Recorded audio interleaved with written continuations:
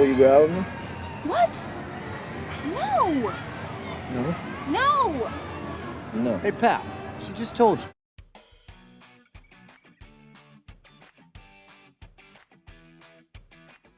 Number 10, Alex Hitch Hitchens. Hitch. Even a beautiful woman doesn't know what she wants until she sees it. And that's where I come in. My job is to open her eyes. The charms of Will Smith made us see past the red flags of Alex Hitchens for way too long. In the film, Alex, or Hitch as he's known, coaches men on how to properly woo women, mostly by teaching them not to be themselves. A fake it till you make it mentality if we've ever seen one. I don't think they're really me. You is a very fluid concept right now. You bought the shoes. You look great in the shoes. That's the you that I'm talking about. To Hitch's credit, he's not terrible, and he does genuinely try to help his clients make long-lasting relationships. But he's pretty smug about how much he thinks he knows about romance, which makes him more than a bit insufferable. Hitch learns some important lessons along the way, but not before we're already pretty sick of his shenanigans. Oh, I know what's happening. No. You think that I'm in a stressful state because I'm trying to make a good impression while also dealing with my commitment issues. Number 9, Mark, Love Actually. I know you've never particularly warmed to me, but don't argue. We've never got friendly. But I just wanted to say I hope that can change. To me, you are perfect. We've seen this so-called romantic gesture memed into eternity. But maybe it's time we talk about how much it actually sucks. In Love Actually, Mark is in love with his best friend Peter's wife, Juliet. He shows that love by constantly avoiding her, being sort of rude to her, and ruining her wedding video by only filming close-up shots of her face instead of, the wedding. It's a self-preservation thing, you see. The famous scene with the cue cards has been billed to us as something to aspire to, but in reality, it's a pretty selfish thing to do, and more than a little awkward if the feelings aren't reciprocated. Poor Peter. Enough. Enough now. Number 8, Joe Fox. You've Got Mail. Hello, this is a coincidence. Would you mind if I sat down? Yes, I would, actually. While we're not too high and mighty to succumb to the charms of Tom Hanks and Meg Ryan, you have to admit, Joe Fox is sort of the worst. In You've Got Mail, Joe Fox is part of a family who owns a huge chain of bookstores, while Kathleen Kelly runs an independent bookstore.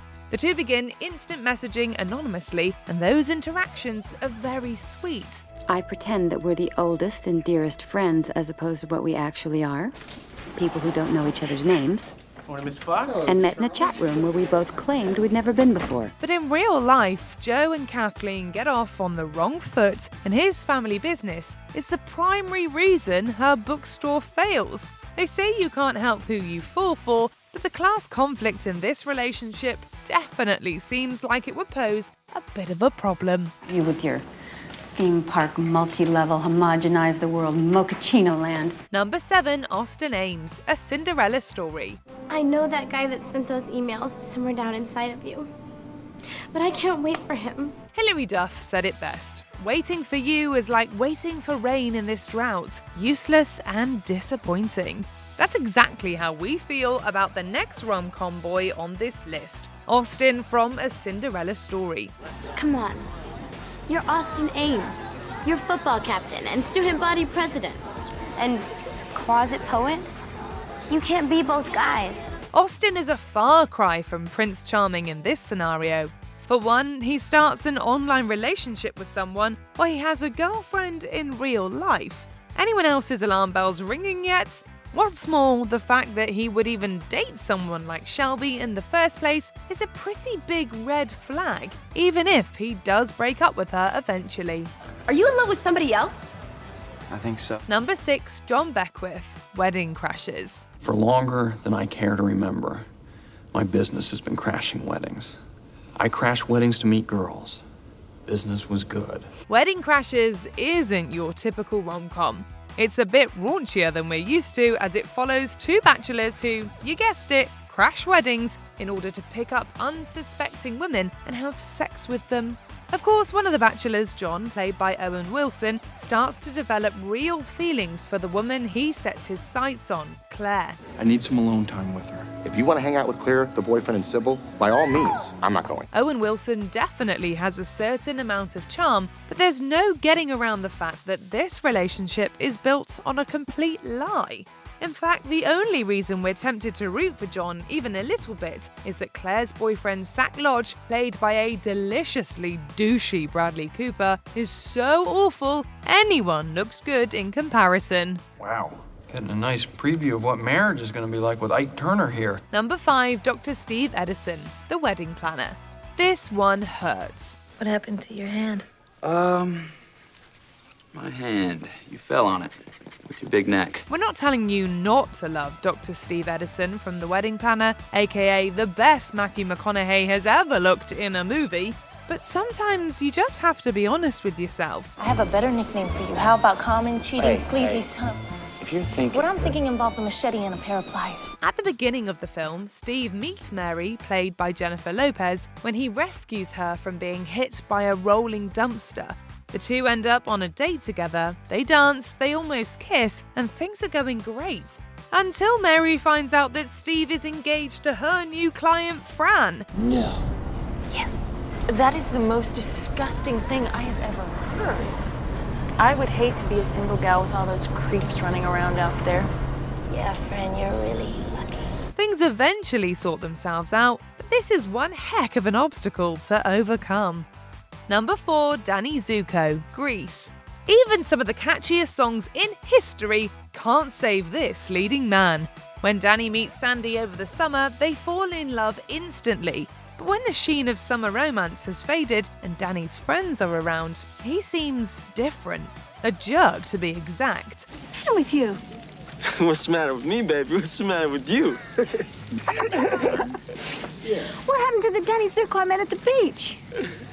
Well, I do not know. I mean, maybe there's two of us, right? What follows is a series of events where Danny tries to make things up to Sandy, but somehow manages to make them worse every single time. These moments culminate in an incident at a drive-in where Danny tries to come on to an unwilling Sandy, upsetting her and driving her away. Sandy, what's the matter with you? I thought I meant something to you. To you? You think I'm gonna stay here with you in this sin wagon? You can take this piece of tin? And somehow this guy still gets the girl, and she changes for him? We'll never understand. Number 3, Sam Coulson, Never Been Kissed. What, you were hoping that I'd be happy? Why, because it turns out all of a sudden I was allowed to be attracted to you? You were attracted to me? While it was hard to get over our love for some of the rom-com guys on this list, this one doesn't require a whole lot of effort. Never Been Kissed follows Josie Geller, played by Drew Barrymore, a 25-year-old copy editor who goes undercover as a high school student for a story. Are you sure you're 17? Yes. I'm 17. I'm 17. She develops a crush on her teacher, Mr. Coulson, who also seems to develop feelings for her, despite the fact that he believes her to be a student. Sure, when it's all said and done, the two are around the same age, but that doesn't change the fact that, for the majority of their interactions, Mr. Coulson has no idea that that is the case. All I can tell you is that when you're my age, guys will be lined up around the block for you. You have to say that because you're my teacher. Actually, I shouldn't say that because I'm your teacher. Number 2, Noah Calhoun, The Notebook. You want to dance with me? No, Why not? because I don't want to. Noah? She's with us. Despite how much we love Ryan Gosling, or how absolutely magnetic his and Rachel McAdams' chemistry is in this movie, Noah Calhoun is probably not the best example of a great boyfriend. Let's start with how he and Ali first meet. He introduces himself to her at the fair, and she asks him to leave her alone. Instead of heeding her wishes, he proceeds to climb up a moving Ferris wheel and guilt trip her into going on a date with him by threatening physical harm to himself. Okay, fine. I'll go out with you. Well, don't do me any favors. No, I want to. You want it? Yes! You want it? Say it. I want to go out with you. Say it again. I want to go out with you! All right, we'll go out. Yeah, not a great look. Noah grows up slightly throughout the film, but watching it today, we can't help but feel just a little more attracted to James Marsden's Lon Hammond Jr. Now that's a man. I don't want to have to convince my fiancée that she should be with me. You don't have to. I already know I should be with you.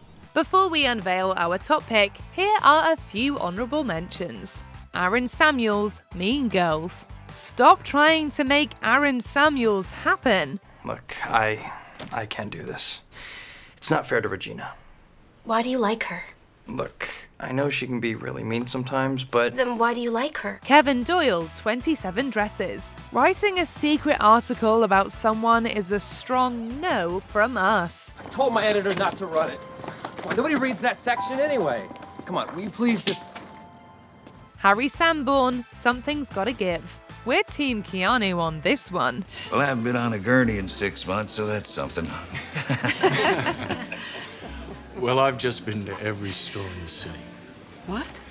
This woman's impossible to buy for, but I think I, finally found the right gift. Nate Cooper, The Devil Wears Prada. Not sure anyone ever liked him, to be honest. You're mad because I work late all the time and because I missed your birthday party, and I'm sorry. Come on, what am I for? You hate Runway and Miranda, and you think fashion is stupid. You've made that clear. Jake Perry, Sweet Home Alabama. Maybe Melanie should have signed the divorce papers. The only reason you won't sign these papers is because I want you to. Wrong! The only reason I ain't signing is because you've turned into some hoity-toity Yankee bitch, and I'd like nothing better right now than to piss you off. Number 1, Jake Ryan, 16 Candles. Make a deal with you. Let me keep these. I'll let you take Carolyn home. This is a great example of a rom-com guy being popular with the ladies simply because he's good looking. Jake Ryan may be cute, but his actions throughout 16 Candles don't exactly scream boyfriend material. He asks around about Sam and lightly pursues her, despite being in a relationship with a girl named Carolyn. But by far his worst offense comes when he leaves a passed-out Carolyn alone with a strange freshman, asks said freshman to take her home, and tells him to have fun. Who's he? That's me.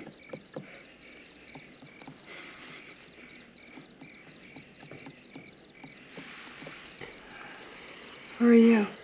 I'm him. Big yikes! There's just really nothing redeeming about him after that. Can I call you later? Sure. I mean, no.